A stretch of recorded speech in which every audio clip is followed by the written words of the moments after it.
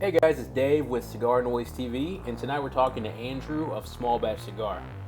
Now we're going to get to know him a little bit, but you'll see he's not somebody to advertise, so we're going to do it for him. If you like check out his website, go for it, and let's dive on in. I am sub 30 years old, cigar smoker, avid activity guy. Just started getting into marathons. I have one marathon that's coming up Saturday in Charlotte. Anybody out there that's in North Carolina, I'll be there. Yeah, I mean, I'm just a guy trying to have fun, working, and enjoying and hanging out with people, meeting cool people like Dave. So I'm married and I got a sweet French bulldog named Claude. If anybody follows my Instagram, sometimes he makes his way in there. But if you were on an elevator and somebody said, "Hey man, what do you do?" What would you say? I'm not into selling stuff. I'm not into sales. I just like I'm cool to talk to somebody about cigars, but like I'm not really gonna pitch them. It's kind of this awkward experience where I almost end up convincing them out of like, oh, don't even worry about checking our website. Like just have a great day. Like like you don't have to tell your family members and blah blah blah just because I met you. Like just it was nice meeting you. Take care. That's kind of my elevator pitch, which then turns into kind of like an anti-pitch, which is kind of my personality where I just like I'd rather talk about other stuff. Like I don't have to talk about work, business. It's all fun. What do you do for fun? It's kind of like what I would rather ask somebody. I think the elevator pitch would end with this kind of awkward like, yeah, don't even buy from me. Like don't even check out my website. Like that. Forget that I told you about it. Like just have a great day. So how did you get into cigars as a hobby and as a profession? It's a fun question. So I gotta like give mad props to my mom. I mean, everything good in my life I would generally link back to my mom, and she actually brought me into the cigar shop at 18 and like bought me a cigar, sat down and just kind of wanted to see if I could interact with other cool guys that were like older, right? Like, I grew up single mom, hardworking mom, and in her vision somewhere she saw that like this would be a really cool opportunity for him to meet other guys, like that could mentor him. Well, she's always been phenomenal about that from day one, trying to bring me into environments where I can meet people that can come along and mentor me. And that's what happened. I mean, it was started with a mentorship that was I volunteered to help work on Sundays,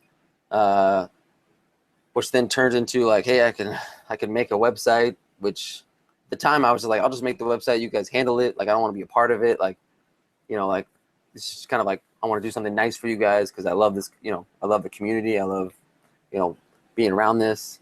And then it just kind of turned into like a hobby. Growing there's like a lot of exciting things, but like building a business and having people work and making sure that work is fun for them is really important for me. Like Paul will tell you, like every once in a while I'll look at him and be like, tell me how much you enjoy life right now, right? Like he's just, and he thinks that I'm trying to be like, oh no, am I in trouble? Like did I do something wrong, right? And I'm like how do we make this more fun, right? And he's like, I'm sorry if I look like I'm not having a good time. Like I'm sorry. And I'm like, no. Like step back. Like how do we make work not work, right? Like how do we have fun with it, right? Because at the end of the day, we're packing stuff, we're putting it in boxes, right? It's not that exciting in a lot of ways, right? The interaction with customers and people is what makes it exciting. So I mean, that's really I think where our brand grew is I care about the customers, right? Like like I care about interaction with people, and that means my phone is always on. But that's kind of where it started as a hobby, and it's become a hobby to a passion to kind of a vision of being able to grow it where we can do more for our customers and do more for the people that work here. This question is probably the most asked from our member audience, but they want to know, besides sampling the product, how else do you decide or determine what comes into your shop?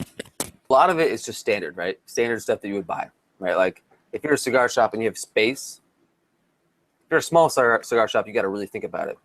Our brick and mortar is quite big, right? So we can think about a lot less in the sense of like we got to fill space. Let's add more brands. You know, like what seems like something what people have asked about, whatever, right? But there really isn't any kind of magic about it. The only instance I would say that was kind of like really unique is the Warped experience, where I actually had never met Kyle, and I was in Miami for the Padron 50th party, and had the opportunity because of Courtney from Cornelius, which used to be La Polina. She called Sandy at Titan and said, "Hey, I got some guys coming down. They'd really love to visit the factory. I'm hanging out with Sandy. I'm watching cigars be rolled." And I'm like, "Oh, what's that?" Right? So, I mean, my first Warped ever smoked was a 36, unbanded, off the table, Warped. Had no idea who they were. And I went, "This is phenomenal." Right? Like, can you call him? Right? Like, I would love to, and he hadn't even shipped, right? This was like late August, early September, and he had just unveiled to the trade show, right? He hadn't actually shipped this product. So that was the only experience where I kind of like, I dig it, let's do it. Nowadays, it's kind of like there's a lot of recycling of industry players for new stuff, right? You look at Foundation, you look at Dunbarton, right? They're players that are existing known factors, right? There's not a lot of outliers where like they're just come out of nowhere, like Kyle, and just hit it out of the park, right? Like Cornelius, right? We have a relationship with Courtney, so like it was a no-brainer, right? We were gonna pick that up. I mean, and everything else, Caldwell. We have a deep relationship with their national sales manager, Jeremy. Jeremy sold me my first lighter and cutter. He worked for the shop, right? Like, we were their number one account. Like the first account they ever opened was us, right? Like, that was a no-brainer. Just stuff like that, where like, it's a small community, right? So the relationships, if people move around or they start working for another company, you just have the trusted factor of that person. So you just kind of go with it.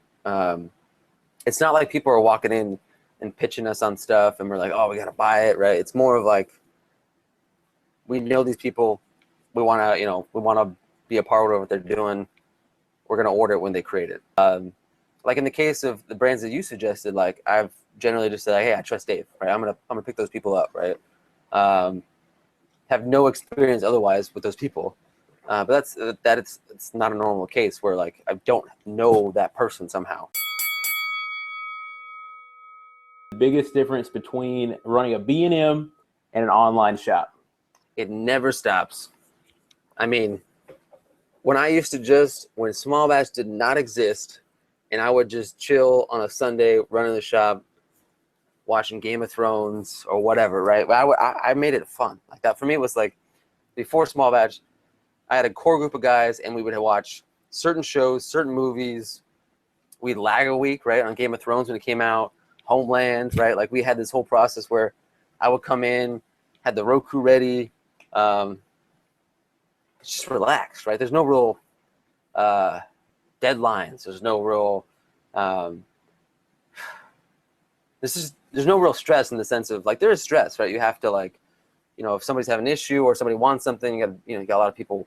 For me, I ran the shop by myself on Sundays, so that sometimes could be crazy, right? Like it'd be all of a sudden I would have 2 hours to go by because people just kept coming in, right? And I'm like, I can't even take a bathroom break, right? Where this, it's like the responsibility I feel of providing that kind of shipping experience that customer service is.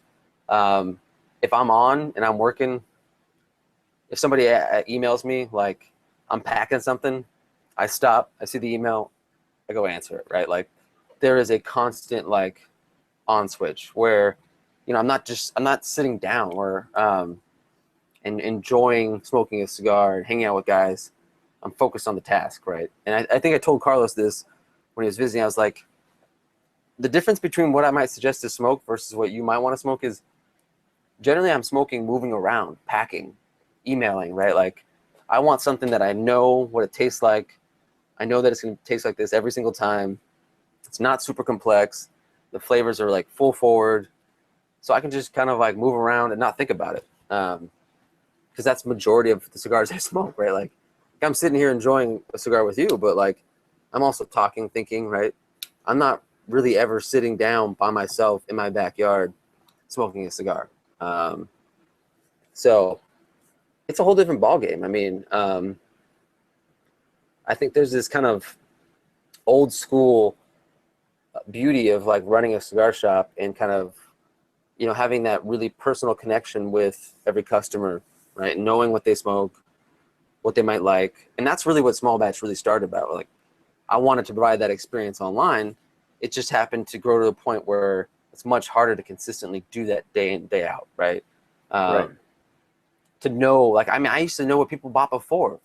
Like when they bought something, or like, you know, oh, like, how did you enjoy like this cigar, right? Or like, or how was your birthday, right? I used to make a list of like people's birthdays, right? Like stuff like that is much harder now when you have a lot more people like relationships. You have a lot more relationships. It's like if you had a brick and mortar and you had thousands of people walking every day and you want to make a connection with them every single day, that's kind of what online is. Like you want to make that connection. You want to provide that experience, but it's much harder when it's just nonstop. There's somebody coming in the door. You're not like having a really good conversation with anybody. You're just connecting over and over and over again. So talk to us about the personalities in your shop. We have the guys that work here and we have our regular customers. I mean, it's the same guys every day, day in and out, right? Like the guys that I'd sit down with on Sundays and watch a show with, those are my Sunday regulars, right? Like they knew to show up by a certain time, or they would call and be like, hey, I'm 10 minutes late. Don't start Game of Thrones, right? Like there's that kind of family aspect where guys here, you know, say they're getting married or the kids are getting married, they invite the other guys from the shop to the wedding, right? I mean, I had a handful of guys at my wedding, and I even had to create an entire like cigar section patio thing for the guys, for my guys, right? Like, because even though my wedding was small, like these guys were a big part of my life up to that point, and I wanted them to experience that with us. So I would just say, like, you know, we have our morning guy, we have our evening guy, and everybody just kind of has that personality where they fit into like what they do so well and they enjoy it, right? And it's even with like, you know, Paul, Ben, right? Everybody kind of like loves to do what they do right? And our morning guy, Mark, he was just the coolest. Like he's a guy that I would say like you can come to at the middle of the night. You need somebody to pick you up. Shit's gone bad, right? I know I can call Mark, right? Like I know that if I have a deep question and he's supposed to be home for dinner, and I say, hey, Mark, you know, I'm really dealing with this. Can you give me some advice, right? Like he's the guy that will stop, call his wife, say, honey, I'm gonna be home late. I gotta talk to Drew, you know, like, which is just, it's just amazing to work with those types of people where, and to see like them find joy in what they do because they love working with their people, right? Like you go like, I could never do that. Like he finds somebody might make a bad comment and somehow they're both laughing a couple minutes later, right? Like I'm going like, I would internalize that left and right, right?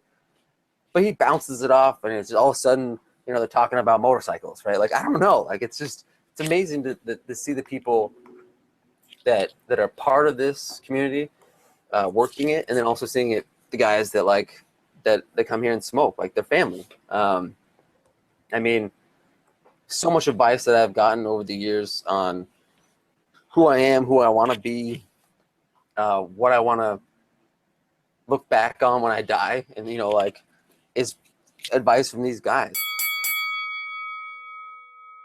This next one we talked about offline a little bit, but I think a lot of people are still curious about the small batch exclusives, man. So how involved with you are you? How involved with it are you in the process? Is there anything you request? I know the small ones come out. You know, is that kind of your personality, or how does that work? So exclusives, I think eventually we would love to be more involved with the actual exclusive process, but everything we've done to date basically has been just a different size, right? Like we're like, hey, we really like this blend. Can you make it in this size? It hasn't been a true like new blend exclusive, right? Which would be awesome. Like I can make this cigar. Can you make this cigar, Kyle? You know, like that would be cool, right? Like I'm messing around with the tobacco. I like something, but that's a whole different ball game for the manufacturer. That's hard to do, right? Like that's going down, that's blending. That's basically being a different company. Like you're basically creating your manufacturer through their factory, right? And we particularly have worked with smaller companies, so they're a sub manufacturer of a bigger factory, right? So there really isn't that opportunity to make that kind of third step where we're making something completely unique, right? Up to date, we've generally made stuff that are preference sizes, but I think we really want to be more involved. Obviously, it'll be much harder with the FDA, like this is kind of going away, right? But we've secured a lot of size blends for pre-FDA releases that have been kind of released through our website, but not a lot of people got to purchase them. They were kind of like one-off stuff that we did before the dates, and a lot of those are more of like, let's have fun, like let's make something, like let's do a perfecto in this blend, or let's make this cigar like we did the last SAR in a Rothschild. Like who cares, right? Like let's make a crazy cigar in a really small size, right? Or let's make a Long Live the King in a perfecto, or rather a short fat perfecto, right? We're like, let's just have fun with it, right? So I mean, this part of it is really the biggest part for us is picking the shape, right? How we think the blend will perform in that shape, that size. You've recently, and I'm assuming for a while now, been an avid runner. So how does smoking affect your goals? My friend. Born to Run. You sent me that book, and I would say it was the tipping point.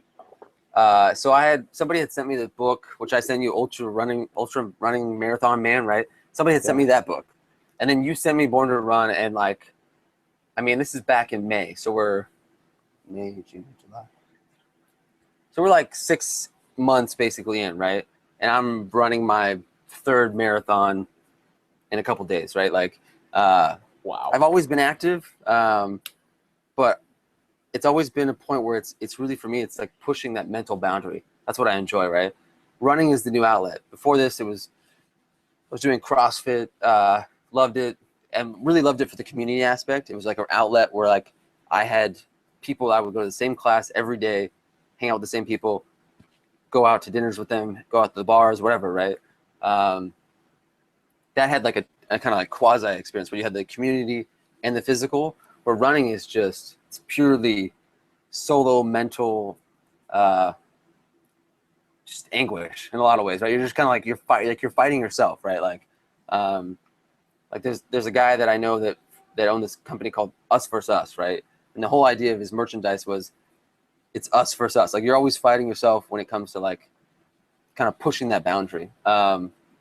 And with it, like, I mean, I think that like smoking does affect it, but I don't think it affects it like cigar smoking. Obviously, it's much different than, I'd never smoked cigarettes, but I mean, if I had like my last marathon I ran, which was awesome, placed 26 for my age bracket out of 166 for my age group.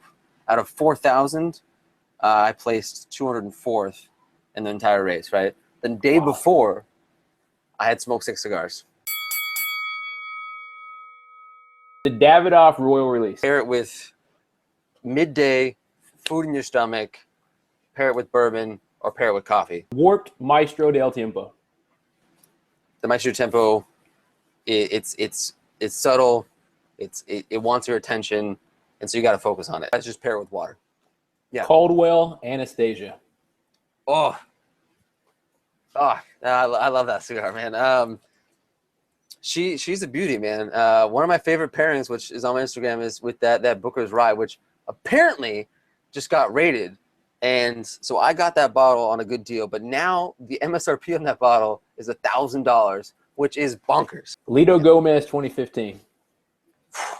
That is, I've told Carlos, that's the cigar that I told him that I liked it. I said, that's a cigar where I smoke it. There's so much flavor. I can smoke it while I'm packing, and I'm like, it's just in my face. It's reminding me of the flavors. I don't have to pair it. If anything, I'm pairing it with packing. Davidoff Chef's Edition. I love to retrohale this cigar. So if you guys like to retrohale or you know how to retrohale, it is it's a phenomenal cigar to retrohale. I haven't really focused on particularly pairing it with anything other than pairing it with retrohaling. So like I make sure to focus on retrohaling that cigar. Quesada 40th, small batch exclusive, Petite Bellicoso. I love pairing this cigar in the morning with coffee. Fuente, Eye of the Shark. Say if you have last year's, you got to focus. This year's, it seems like it just has that strength. It wants you like doesn't want you to pair anything with it, right? The My Father Garcia y Garcia. It's subtle, but you could pair it with a beer, a lighter beer. You could probably pair it with Eagle Rare, no problem, as long as you're like just sweet sipping. You're not gulping. The collaborative Fallout Kings, or All Out Kings, excuse me. It has that T52 wrapper, that kind of sweetness, right? So you don't want to dilute it. You don't want to dilute it with any kind of like earthy,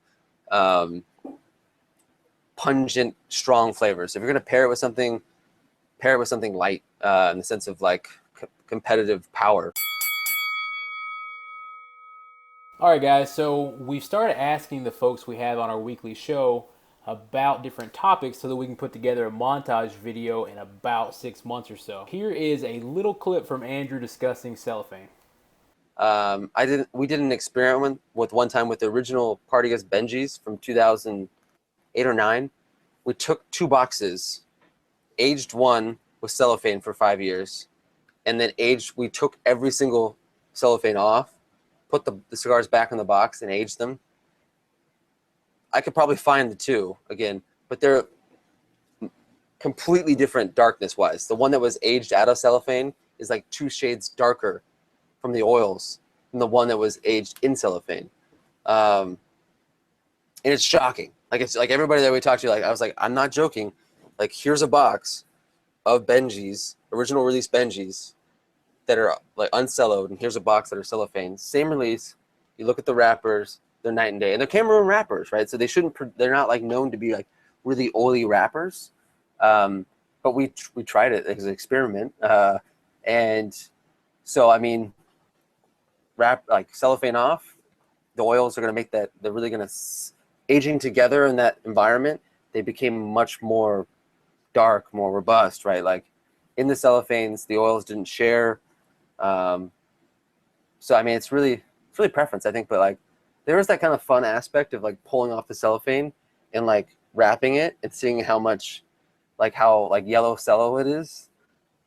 I kind of like that as well. I know that like it's kind of like cocooned itself, in that the saran over the years.